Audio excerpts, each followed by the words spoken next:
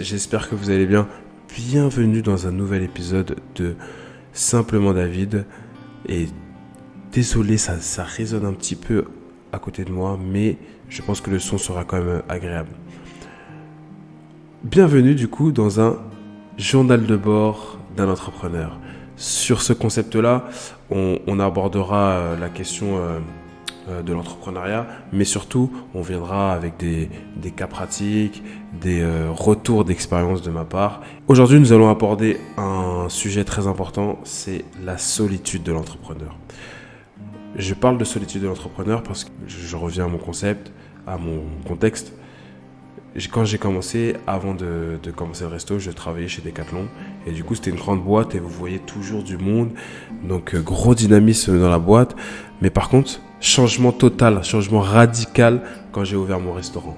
Pourquoi ? Parce que du coup, restaurant plus petit, moins de monde. On travaillait en binôme, qu'une équipe le week-end. Mais du coup, moins ce dynamisme dans la semaine. Et moi qui aimais bien aussi... par exemple à Decat, faire le tour du magasin, parler un peu à tout le monde, parler avec des personnalités différentes et également en dehors de Decathlon, en dehors de mon travail, avoir des moments privilégiés avec des gens, aller au cinéma, aller au resto, je perdais tout ça. Parce que du coup j'avais un peu moins de temps et du coup on est dans cette première phase de lancement avec le resto, du coup vous devez vraiment rester concentré et du coup la concentration m'a amené à de la solitude. M'a amené de la solitude parce que j'avais beaucoup de réflexions. Il y avait beaucoup de réflexions dans ma tête, beaucoup de choses à anticiper. Du coup, vous vous enfermez en fait. Vous vous enfermez parce que vous avez besoin de réfléchir, vous avez besoin vous avez besoin de penser à ce que vous devez faire le coup d'après, le marketing, la comptabilité. Et vous êtes aussi dans une période aussi d'apprentissage. Je devais emmagasiner énormément de choses. Je vais emmagasiner énormément d'informations. Du coup, vous vous renfermez un peu sur vous. Vous vous renfermez un peu sur vous et vous rentrez dans une certaine solitude. Vous rentrez dans une certaine solitude parce que là, vous ne savez plus faire forcément vers qui vous tournez. Même s'il y a des gens autour de moi qui étaient là, présents, ma famille, mon associé. Je savais que ces personnes-là pouvaient m'aider, mais je savais aussi qu'il y avait certaines décisions, il n'y avait que moi qui pouvais les prendre. Et quand vous avez cette responsabilité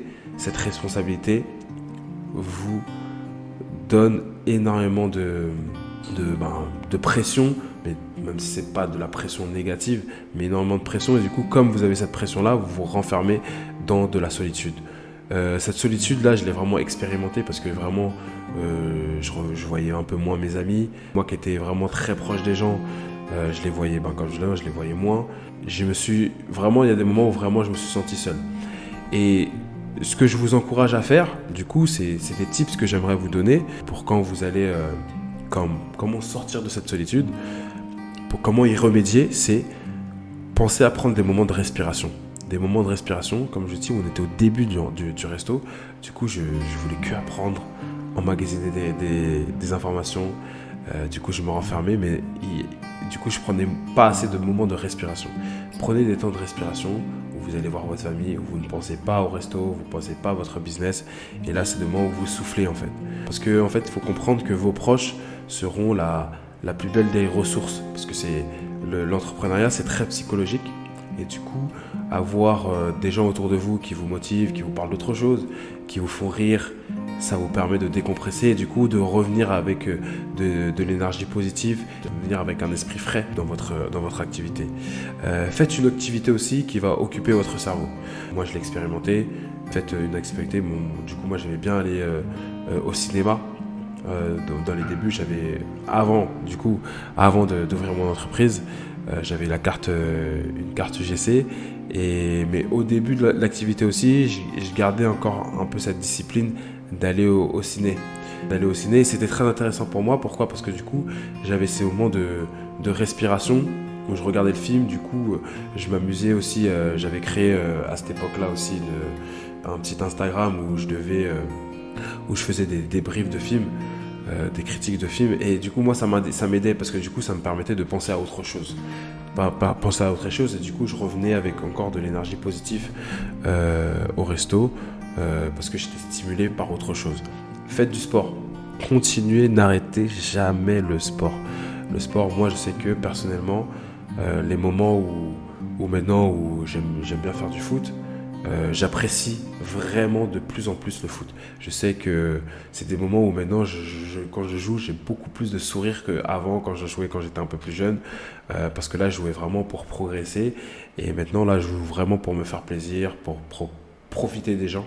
Et je sais que aussi, moi, mon associée aussi, elle fait énormément de sport. Elle, pratiquement, elle est beaucoup plus disciplinée que moi et je pense que ça l'aide énormément. Donc, faites ces activités-là qui vont permettre de trouver de l'énergie positive et autre chose, et ça c'est vraiment la dernière, trouver l'équilibre entre vie pro et vie perso. Sur les débuts, je sais que moi, peut-être que je n'avais pas forcément cet équilibre-là parce qu'on était dans une période aussi où il fallait apprendre énormément. Apprendre énormément, je me suis lancé, mais en même temps, je me formais encore un peu. Donc vraiment, je vous invite vraiment à trouver cet équilibre entre la vie pro et la vie perso. Moi, j'ai fait des choix déterminants dès le début, qui sont que, par exemple, je ne travaille pas le dimanche, ou des fois, vraiment très rarement, j'aurais pu ouvrir le dimanche et gagner un peu plus d'argent, mais voilà, j'ai fait ce choix-là, qui fait que du coup, avec ma famille, je peux profiter de ma famille, aller à l'église, voilà, avoir ces moments où vraiment vous ne pensez pas au resto et c'est des moments de qualité en fait, c'est vraiment des moments de qualité. Ça c'est vraiment quelque chose que je vous incite à faire parce que gagner beaucoup c'est bien, mais il y a des moments de vie qui valent vraiment beaucoup plus la peine que de l'argent en plus, même si vous allez faire beaucoup de choses après avec. Mais je pense que les moments que vous prenez, le présent est aussi très important. On pense beaucoup, on se dit ouais je vais travailler, je vais charbonner maintenant et plus tard je pourrai profiter, mais pensez aussi au présent. Le présent il est important et nous c'est pour ça que j'essaie de trouver cet équilibre dans ma semaine. Je trouve que maintenant ma semaine elle est largement beaucoup plus équilibrée qu'avant et quand je vais en resto j'ai vraiment de l'énergie positive. Il est vrai qu'il y a des moments où c'est des moments beaucoup plus de rush, mais déjà je ne ressens beaucoup moins cette solitude parce que j'ai pu identifier les choses qui étaient importantes pour moi. Du coup j'essaie de vraiment planifier beaucoup plus de moments avec des amis parce que je sais que moi ça me fait du bien. Ça me fait vraiment du bien parce que sinon je vais finir par craquer si je vois personne et que je reste vraiment dans cette solitude. Donc voilà, je tenais à aborder ce sujet-là avec vous. Donc pensez à ça parce que quand vous allez vous lancer ou si vous pensez à vous lancer du coup, pensez que comme du coup vous allez devoir prendre des décisions importantes et que vous êtes le seul à pouvoir prendre ces décisions, vous allez beaucoup réfléchir, beaucoup emmagasiner d'informations. Du coup, ça va vous renfermer sur vous-même. Et du coup, en vous renfermant sur vous-même, vous allez ressentir de la solitude. Ça peut être dans un temps, forcément, mais essayez de toujours penser, trouver cet équilibre pour ne pas rester seul. Donc voilà, c'était simplement David. Journal de bord numéro 1. On reviendra prochainement avec d'autres sujets, des trucs un peu plus cool aussi des fois, des trucs un peu plus marrants, comme les gens qui vous demandent des prix alors qu'ils ne comprennent pas que vous devez vivre avec le prix que vous avez déjà. Donc voilà, on abordera pas mal de petits sujets.